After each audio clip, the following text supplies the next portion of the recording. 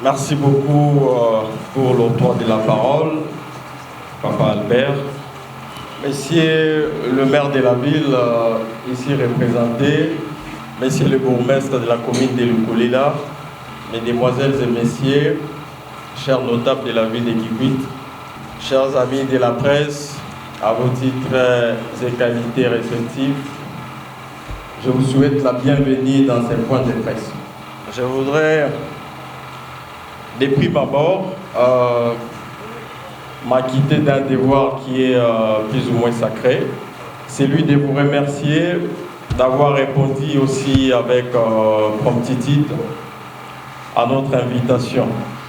Alors, comme énoncé par les modérateurs, nous avons voulu, à l'occasion de cet entretien, que moi je considère comme un entretien avec un échantillon de la population de la ville de Kikwit, je voudrais d'abord vous informer que cette séance ou cet entretien que nous tenons maintenant est peut-être la première, mais pas la dernière. Parce que à tout moment, que les besoins vont se faire ressentir justement pour informer à la population de la ville relativement à ces mandats que la population nous a donnés, de parler au nom et pour le compte de la province en général, mais très particulièrement de notre ville de Kikwit au sein de l'Assemblée provinciale.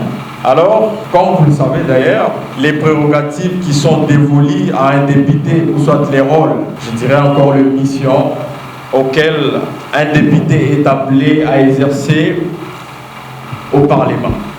Que ce soit un député provincial ou national, c'est pratiquement le même prérogative, tel qu'est consacré par la Constitution du 18 février 2006, mais très particulièrement en ce qui nous concerne au niveau de la province, c'est les règlements d'ordre intérieur. Je pense que les articles ont été mentionnés tout à l'heure par les modérateurs. Nous parlons ici des articles 126, 127 et suivants. Donc, ce sont ces articles qui donnent les prérogatives à un député. Non seulement de prendre la parole au sein de l'hémicycle, dans le perchoir, mais très souvent d'effectuer des descentes sur terrain, palper les réalités avec la population, écouter la population et ensuite constituer un rapport ou rédiger un rapport qui fera l'objet des transmissions au bureau de l'Assemblée provinciale qui, en dernière position, va justement interpeller ou soit faire des recommandations au gouvernement provincial à ce qui concerne la gestion quotidienne de notre province. Mais ici, je voudrais beaucoup plus parler de notre ville parce que, comme vous le savez, je suis un député élu de la ville de Kikwit. Et d'ailleurs, par cette même occasion, par cette même opportunité, je voulais ici dire ou réitérer mes remerciements à l'endroit de toute la population kikwitoise de m'avoir choisi comme député provincial et le maire élu de la ville de Kikwit.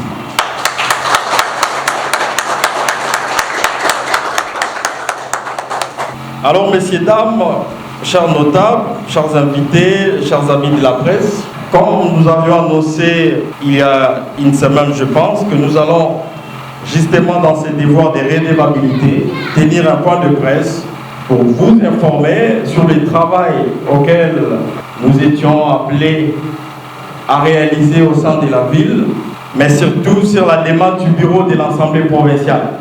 Comme vous le savez, un député, de manière unilatérale, peut toutefois initier des contrôles parlementaires, des enquêtes parlementaires dans sa circonscription ou dans n'importe quelle entité de la province à laquelle il est député provincial. Mais cette fois-ci, c'est beaucoup plus au-delà d'une initiative unilatérale ou particulière d'un député provincial, mais c'est beaucoup plus sur base d'un ordre de mission. Je crois que les références ont été données par les modérateurs.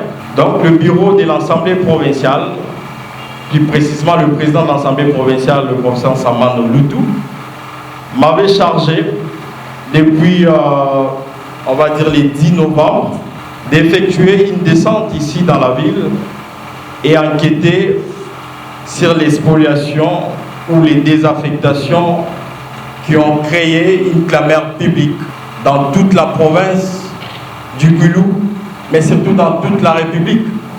Parce que, comme vous le savez, lorsqu'on parle de la mégestion, c'est tout un État qui est remis en cause. Alors c'est sur base de cet ordre de mission que nous avons effectué ces contrôles ou cette enquête ici dans la ville. Nous étions arrivés depuis le 17 novembre et aussi bien accueillis par la population, un accueil très chaleureux. Et nous avons commencé notre mission dans tous les services concernés. Donc quand on parle de la spoliation ou des désaffectations, les services qui sont beaucoup plus interrogés ou faire des rapports, des avis à l'autorité qui doit normalement prendre ces arrêtés, ce sont les services des conservateurs des titres immobiliers, les services des ITPR, les services d'urbanisation et les services d'habitat. Alors vous allez vous rappeler que le 1er novembre, nous avons initié une correspondance. Lorsque cette histoire avait créé une clameur publique dans la ville ou dans la province, nous avons initié une correspondance au gouverneur de la province. Et nous avons réservé copie à toutes les autorités, que ce soit urbaines, nationales. Nous avons réservé copie à toutes ces autorités. Et cette correspondance, malheureusement, à ce jour, n'a pas connu une suite favorable. C'est-à-dire, le gouverneur a brillé de son absence en termes de redevabilité exactement à l'endroit de l'Assemblée provinciale. Lorsque un élu adresse une correspondance, le gouverneur est tenu ou à ses devoirs-là de répondre à cette correspondance. Mais malheureusement, nous n'avons pas connu une suite favorable par rapport à cette correspondance que nous avions adressée au gouverneur et aux autres autorités. C'est ainsi que le bureau m'avait chargé de faire une descente sur terrain, question de collecter toutes les données et tous les contours relatifs, n'est-ce pas, à ces problèmes. Alors lorsque nous sommes arrivés au service du conservateur des titres immobiliers, nous avons posé des questions. Évidemment, le conservateur des titres nous a donné quelques éléments et surtout les arrêtés qui constituent les soubassements de toutes les désaffectations ou de toutes les parcelles et terrains de l'État désaffectés. Malheureusement, les conservateurs des titres venaient à peine de faire la remise et reprise avec son prédécesseur. Ce dernier nous a dit que sur sa table, il n'y a aucun arrêté qui porte sa signature. Donc tous les arrêtés faisant soubassement ou objet de toutes ces parcelles désaffectées ont été signés par, je vais dire, tous les titres immobiliers, n'est-ce pas? Des parcelles qui sont désaffectées ou des terrains qui sont désaffectés ont été signés par son prédécesseur. Mais ce dernier était très coopératif. Il nous a quand même fourni tous les arrêtés faisant objet de désaffectation de parcelles ainsi que terrains de l'État dans la ville de Kikwit. Et après ces services, nous sommes allés voir les services des ITPR. Là-bas également, nous avons reçu quelques éléments qui nous ont permis justement de rédiger notre rapport et surtout d'avoir des réponses tangibles à ce qui concerne pas mal des problématiques soulevées ou évoquées dans cette opération. Nous avons également fait une descente au service d'urbanisation et d'habitat. Alors, après avoir sillonné tous ces services, nous avons été en possession des éléments probants, des éléments qui concernent bien évidemment ces problèmes des spoliations, ensemble avec les bureaux, mais aussi des experts qui travaillent avec nous. Nous avons mis tout le temps pour essayer de comprendre qu'est-ce qui se passe exactement. Et puis, nous avons tiré comme conclusion qu'il y a seulement des arrêtés Je vais vous donner des références. C'est l'arrêté provincial numéro 020 du 31 octobre 2017 portant désaffectation et création des 14 parcelles du lotissement Plateau, commune de Lukolela dans la circonscription foncière d'Ikwilu à Kikwit. Ça, c'est le premier arrêté. Et les suivants, c'est l'arrêté provincial numéro 23/057 du 29 décembre 2023 portant désaffectation et création des 5 parcelles du domaine public et privé de l'État dans la commune de Lukolela, circonscription financière de Kikwit. Alors, ces arrêtés, ou encore la ratio legis, comme on dit en latin, la raison d'être de ces arrêtés était d'acheter les matériels roulants, notamment les tracteurs et bennes, pour les travaux d'assainissement et la lutte anti-érosive dans la ville de Kikwit. Alors les constats ou la conclusion que nous avons tirée est tellement amère parce que à ces jours, à moins qu'il y ait quelqu'un dans cette salle qui peut vous prouver le contraire. Donc, je disais tout à l'heure, à ces jours, nous n'avons trouvé aucun engin acheté par la ville de Kikwit, n'est-ce pas, pour permettre à la ville de faire l'assainissement, la lutte anti-érosive et puis tous les autres travaux relatifs au développement de notre ville. Donc, la conclusion est que la plupart des arrêtés que les gens se servent aujourd'hui dans notre ville pour morceler et vendre des parcelles et terrains de l'État sont des arrêtés plaqués. Parce que si on faisait les calculs, sur 14 plus 5, c'est 19. Mais aujourd'hui, nous comptons plus de 80 parcelles. 80 parcelles vendues, sans aucun soubassement légal. Et c'est déplorable. Et même les 19 parcelles, l'objectif pour lequel ces arrêtés ont été pris ou signés par le gouverneur n'a pas été respecté. Donc c'est-à-dire l'achat des engins et tout ça, parce que dans nos enquêtes, nous n'avons trouvé aucun engin dans la ville. Donc même les 19 parcelles, on va dire la raison, soit le motif pour lequel ces arrêtés ont été signés, n'ont pas connu une finalité positive. Donc c'est-à-dire, les arrêtés ont été signés pour permettre à la ville d'acheter les engins, mais malheureusement aujourd'hui, au sein de notre ville, il n'y a aucun engin qu'on peut utiliser pour exécuter les travaux. Donc, vous allez comprendre avec moi que toutes ces ventes des parcelles et des terrains de l'État sont illégales. Et puis, nous avons martelé sur ça dans notre rapport et non seulement nous allons soumettre ces rapports au bureau de l'Assemblée provinciale, mais nous allons aussi prendre d'autres mécanismes justement pour permettre à la ville ou soit à la province de récupérer toutes ces parcelles et terrains.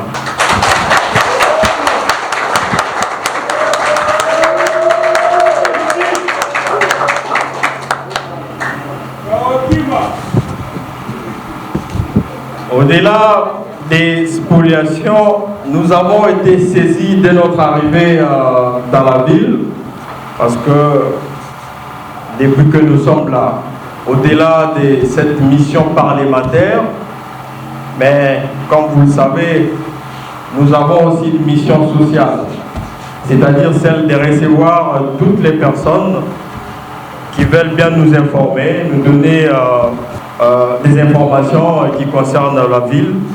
Évidemment, dans cette lancée, nous avons aussi beaucoup de personnes qui sont venues nous parler d'une entreprise chinoise, Biotech, voilà, l'entreprise Biotech. C'est une société chinoise située dans la commune d'Nzinda, précisément, je pense voilà, c'est dans les territoires de Boulou, mais tout proche de la ville de Kikwit. Comme vous savez que nous sommes députés provinciaux, nous ne sommes pas députés que de la ville de Kikwit. Alors, l'exploitation ou les activités de cette société chinoise ont créé une inflation sur le marché. Donc nos mamans qui font les champs et tout ça, des maniocs, la culture des maïs et des maniocs, c'est cette société chinoise, c'est vrai que c'est une grande société qui a beaucoup de moyens ou de puissance financière. Elle se permettait justement d'aller acheter tous les produits agricoles à Kabissou. Vous allez m'excuser. Voilà. Et l'achat de tous ces produits crée ce qu'on appelle une insécurité alimentaire dans la ville et provoque l'inflation. Alors nous étions dans l'obligation d'effectuer une descente. Nous sommes allés voir les responsables de cette société. Et évidemment, nous avons parlé avec eux, nous avons fait quelques propositions à cette société, notamment de ne plus acheter en globalité tous les produits agricoles vendus par ces mamans-là à Kabissou. Ils ont accepté et nous avons aussi suggéré à cette même société d'acheter des espaces, des terres qui leur permettra de cultiver leurs propres champs et de produire la récolte, ainsi de suite. Et puis la société nous a aussi informé qu'elle avait déjà commencé à mener des recherches justement pour acheter des terrains. Et puis, lorsque nous étions en train de parler avec les responsables de cette société, ils avaient reçu un appel comme quoi qu'ils ont trouvé un terrain vers Païkonila. Donc là-bas, ils vont acheter un terrain qui leur permettra justement d'exploiter leurs activités et tout ça.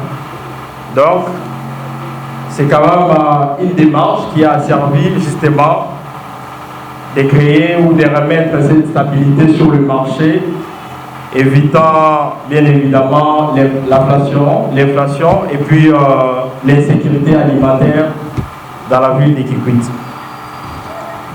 Alors dans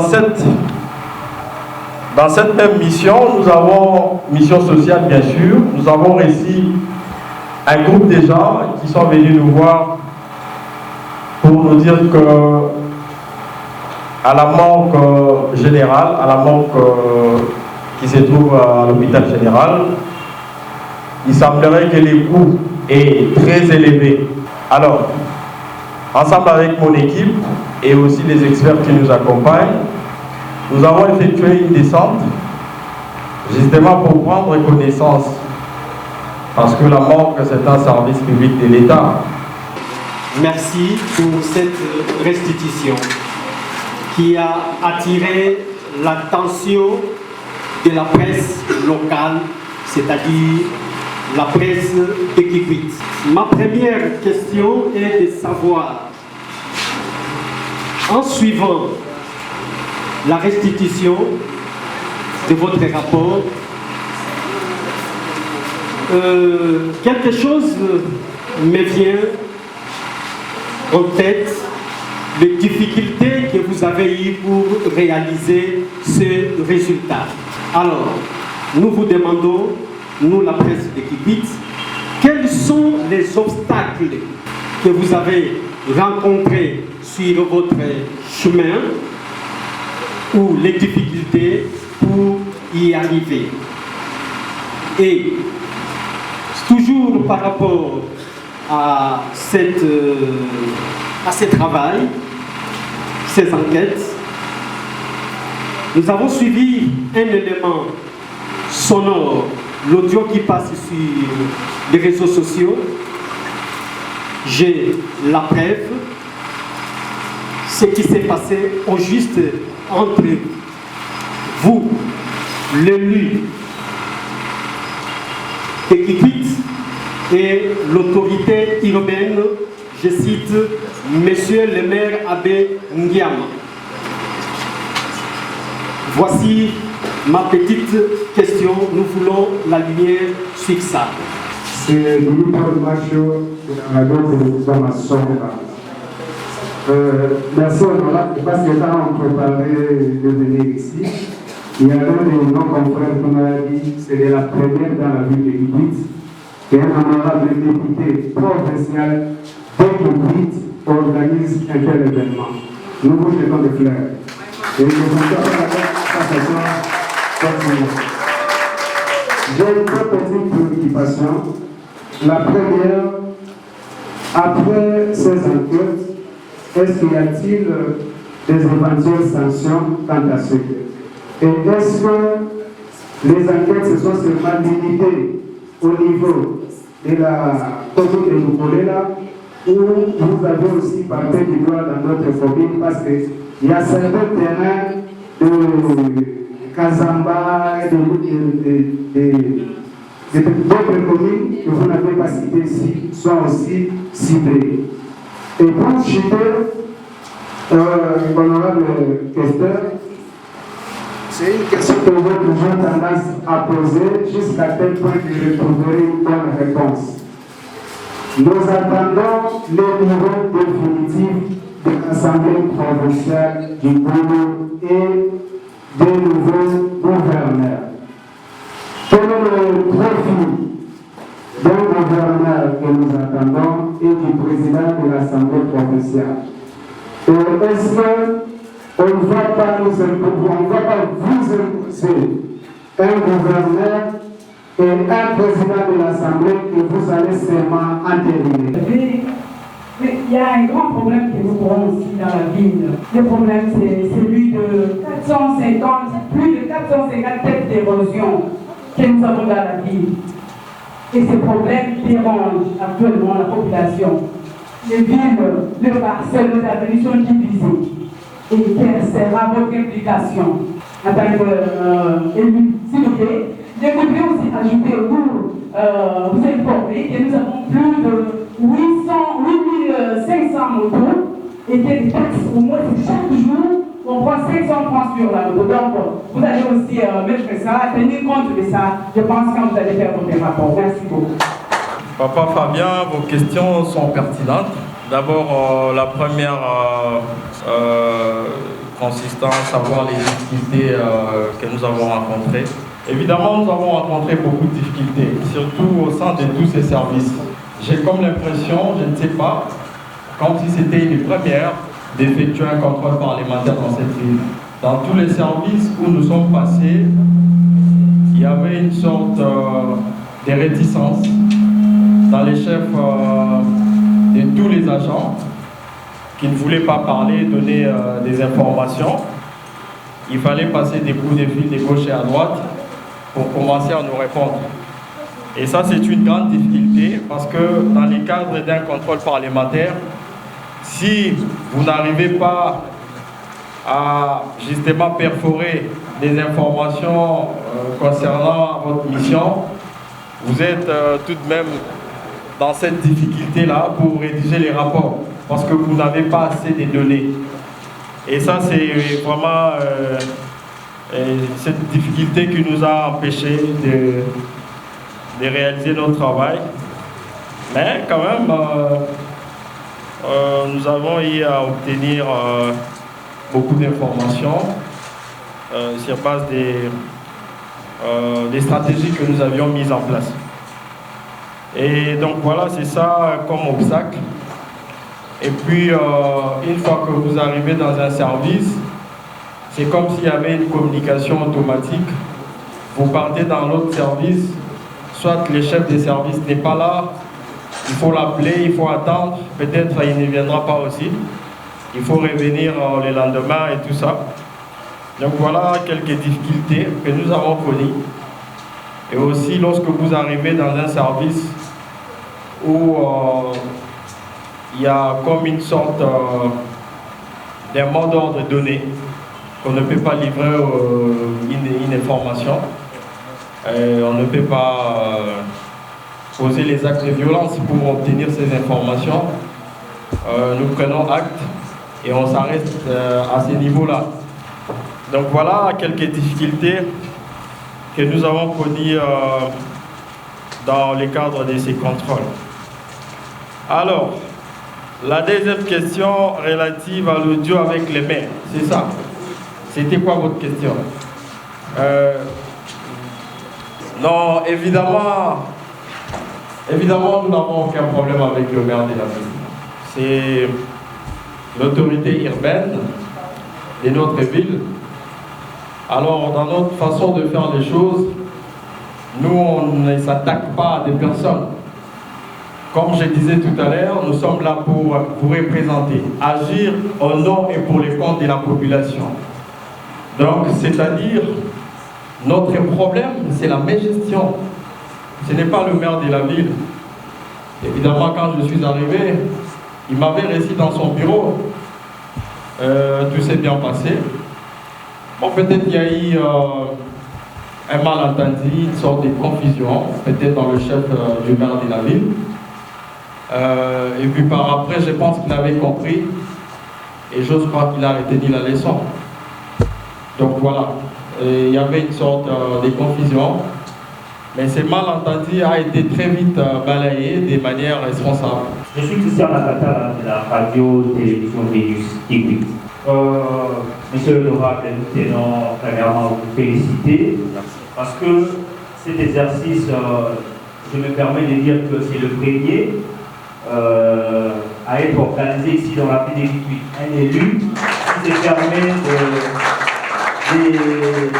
se mettre devant l'échantillon de la population pour justement rendre public sa mission exercée dans sa circonscription. Rapidement, je vais peut-être rejoindre mon aîné Fabien à travers sa question, mais cette fois-ci, ça va être vraiment cadré de cette façon.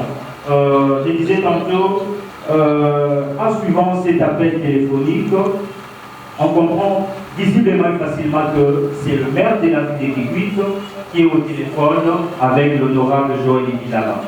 Et du coup, on peut comprendre. La population de Kikwit également, parce qu'on vous a taxé de tout le monde à travers les réseaux sociaux, comment les autorités que vous êtes peuvent arriver jusqu'à ces niveaux. Je veux alors savoir, et la population veut savoir ceci, entre vous et le maire de la ville de Kikwit, qui a rendu public cet enregistrement d'appel? Merci beaucoup.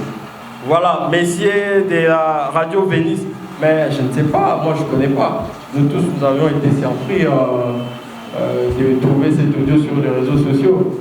Je ne sais pas qui avait en fait balancé ça, j'ignore. Je ne sais pas.